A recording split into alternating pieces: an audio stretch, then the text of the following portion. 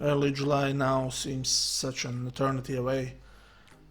I was finishing my trip to Vienna. I came there from Budapest, and at the time, of course, we had the situation with COVID more under control after the spring scare, so to say, and there were more people traveling around. Not many, not close to what we had before COVID-19, but I was there, yeah, and it was fun experience to see the city less crowded as it usually is, probably. But still, there were, compared to Bratislava or Budapest, there were a lot of tourists, I'd say. Although I haven't seen how the city looks in regular days when there are no virus as it usually was before for this year. Yeah, and now looking back at those pictures, it's like you feel that you are again stuck in your country and you can't get anywhere. And who knows when this will end and how long we'll have to live with the virus and all these restrictions and fear for getting it and having to go to hospital and all the other things. But yeah, I visited Prater and some other nice places that are there in Vienna.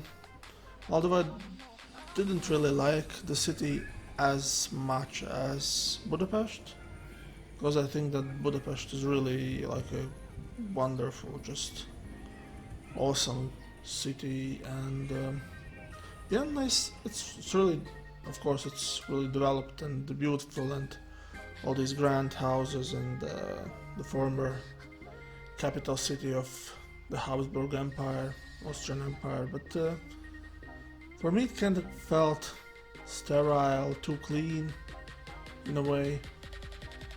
I don't know, because if you look at this, like everything does just look the same. These are great, beautiful buildings, but there's really like no variety, I would say, in a way. Of course, it's a great city, but the great museums and all the statues and palaces. But somehow, yeah, I think that Budapest was really the one city that I liked the most from the trip, and I didn't expect it actually. I knew that Budapest was a great city, but yeah, Vienna was really nice, like a great West European country with all these marvelous buildings and the culture and the history about it from the past centuries and even now, like. But it didn't leave me with such great impression as Budapest.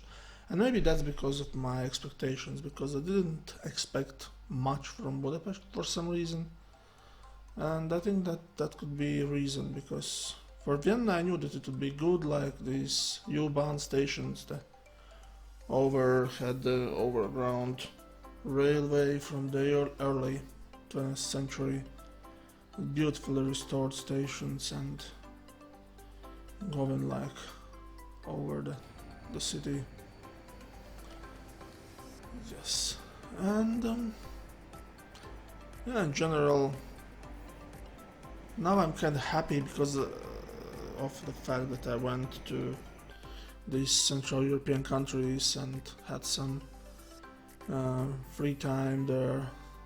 Like Belvedere Palace, again, one great sight to see in Vienna, because yeah, I sort of got away from the virus. I had my holidays and it was really nice to have some normal stuff, do some normal stuff again.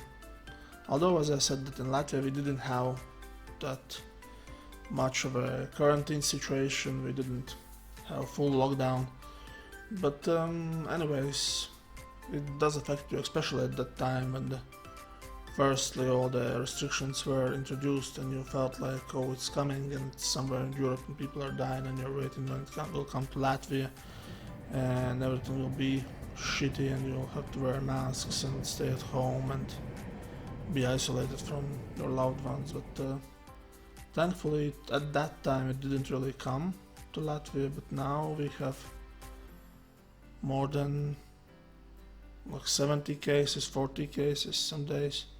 It's way more than we had previously. Of course, they are testing more too now, much more, but yeah. Now we're not sure of how the winter will look like, how the next summer will look like, and businesses are struggling, and looking at these beautiful pictures and flying over the sea, yeah. The time of uncertainty is again here, and I don't like it at all, because yeah, that's how it is, and we don't want to have this virus staying with us for long. Maybe some vaccines will help us now, but we'll see.